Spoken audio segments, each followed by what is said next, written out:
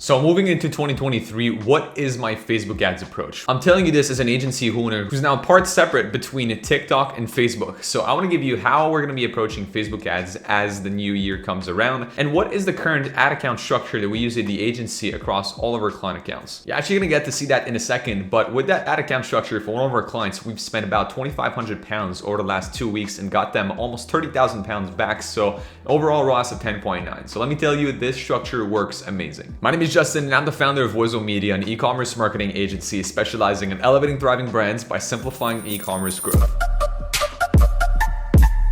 So first of all, after attending Ad World over the last couple of weeks, which is an online conference for marketers, e-commerce owners, and basically anybody who's actually touching the ad platforms online.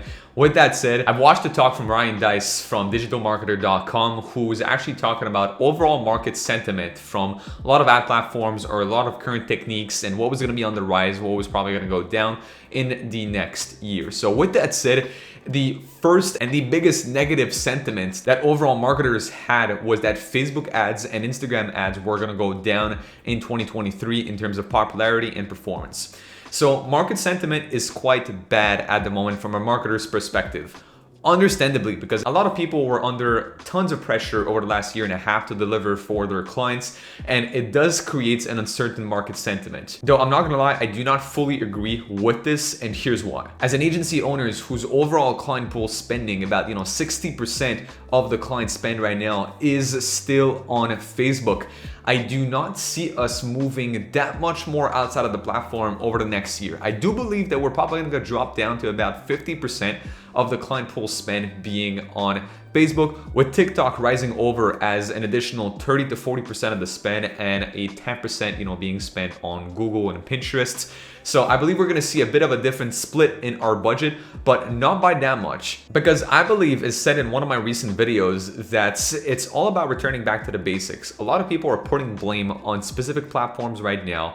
They're looking at these platforms and they're saying, look, X platform is not working anymore. You gotta switch. This one is better, blah, blah, blah, right? I'm never gonna try and bash on a singular platform, except if they do something, atrocious, but I don't think Facebook's done that. Everybody was kind of hit at the same time with iOS 14.5. So as somebody who hangs around a lot of e-commerce people, I've been hearing a lot of both, right? When you look at potential clients, a lot more of the corporate type of clients, or the clients that don't really understand much about marketing, they are gonna put the blame on the marketers. They're like, yeah, there's not much you can do with Facebook, but at the end of the day, like, you're the marketer, you should be able to know, blah, blah, blah, right? And there's the more tech savvy ones that know that, look, it's not the marketer's fault, it's not Facebook, but you can still get amazing results. Like the best e-commerce owners that I know personally, they literally still run Facebook ads, and most of their budget is still on the platform. Why? Because their community is still on Facebook and Instagram. Like, this is where still they have a bunch of their community on there. This is where they post stories, this is where they interact. So it makes sense for them to still advertise on these platforms. But to be honest, the solution is like super simple. You get triple well, you start running ads on Facebook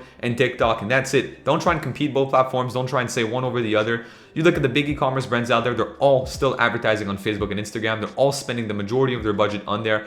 Nobody's made the switch. What a lot of these big brands have been doing is simply, once they reached a certain point with their Facebook ads, right, they just took some of their profits. They took a bit of a short-term hit for 3 months or so. They came on TikTok, they started getting results with TikTok, and now they have two ad machines that they can both scale at the same time. Because you got to still remember, Facebook and TikTok are both top of funnel platforms that are highly scalable. So unlike Google as an example, where you can scale, but you are quite limited by the amount of scale you can have, besides if you start dabbling with YouTube, but that's another point. Google kind of limits you also on the scale. You cannot scale as hard as you would with Facebook or TikTok. The last thing I want to touch on before I show you our ad account structure is the focus on the creatives. Look, we've made the pivots in April of this year to start offering creative editing services to our clients, meaning that we were actually producing all of the creative assets to run for them on Facebook, Instagram primarily, and then on Google, Pinterest if they wanted to run ads. And then as soon as we launched the TikTok offer, we started taking care of the full UGC production too in-house. So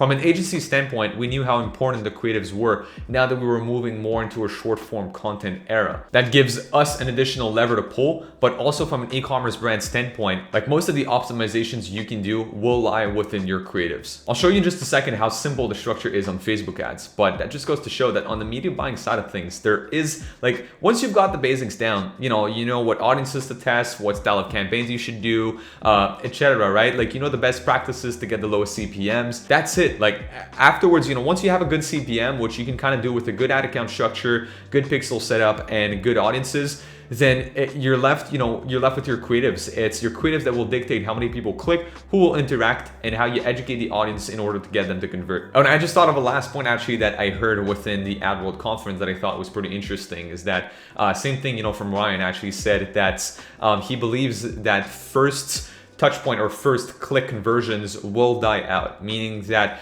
we have built somewhat of an ADHD audience, right? Because people are used to just scrolling and scrolling and scrolling on TikTok, and now the same thing is happening on Instagram. So people are not as ready to buy as they are before, and you're kind of competing with a lot of scrolls, right? You're competing with a lot of people that will show up on your audience's feeds. So what Ryan was saying is that he believes that the first touch points conversions will slowly die out, so that it'll lead to more and more touch point, higher frequency in order to get somebody to buy, which again will all come down to your creatives, because if you get too much frequency with a singular creative, you'll just have creative fatigue. So again, that's why I wanted to mention that point, as I think it ties back with the idea of the importance of ad creatives. So looking at this right here, one of the campaigns is actually turned off right now on Facebook, but we kind of work with a 3-campaign setup.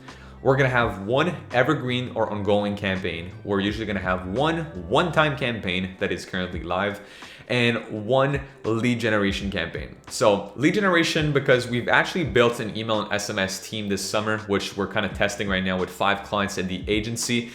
So obviously for some, we're also handling the email side of things. So we got a bit of a better perspective on how to mix and match both ads and email. But even for other clients, like that one is an example we're not handling emails for, it's just great to have a lead generation campaign to keep up filling their email list all the time. It works great, especially at the time we're recording this video, getting into Q4. So with that said, it's a great time to keep filling up their leads to get the most out of their email list during the holidays. But then what we're gonna have right here is an ongoing campaign. So that ongoing campaign, if we open this up right here, we have 4 live ad sets right now, each with pretty good CPMs, 6 to 8 pounds, which is actually very healthy for that account. You can see the click-through rate on the right. This is all cold, by the way, on that campaign, only top of funnel.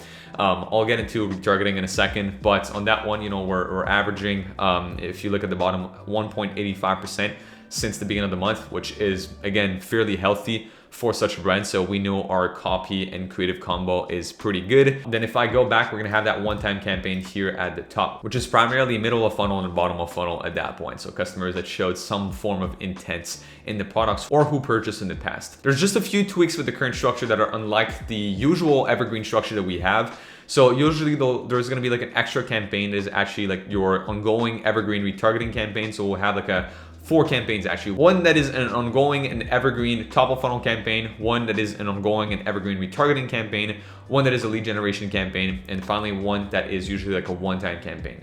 One-time campaign, we usually do both cold and retargeting within the same one, as it's probably gonna be for a sale, promotion, or event. So that's a very solid campaign structure for many different reasons, because you fill up your leads on your email list. So that again is very healthy in the long run. So I'm not recommending that structure for very beginning brands, but most of the brands that we work with are doing $100,000 a month and more. So they have the budget to invest to keep growing their list. They're all in for the long term, which is what we want to do with that. So that's kind of sets them up on the email side of things. There's also different ways that we can build the intent with these. Actually, if you're interested in seeing a video on how to build a Facebook ads campaign to have the highest intent for your email subscribers, let me know in the comments down below, and I'll make sure to shoot a video on that topic in the upcoming weeks. So with your evergreen campaigns, they're good because you don't really ever have to turn them off. So those are campaigns that you can really learn from. This is where you test a lot of creatives. This is where you test a lot of your copy. A lot of people will call these campaigns the sandbox campaigns because they're kind of never off. They're always kind of cycling new creatives and testing new stuff. But for us, everything is kind of done within the same campaign. Would it be testing or evergreen? We'd like to put it within the same one. For most clients, considering the budget that they have, only ever so in the past, we had clients spending a little bit more actually. So spending $5,000 and more a day on the platform, $5,000 to $10,000, a day and more.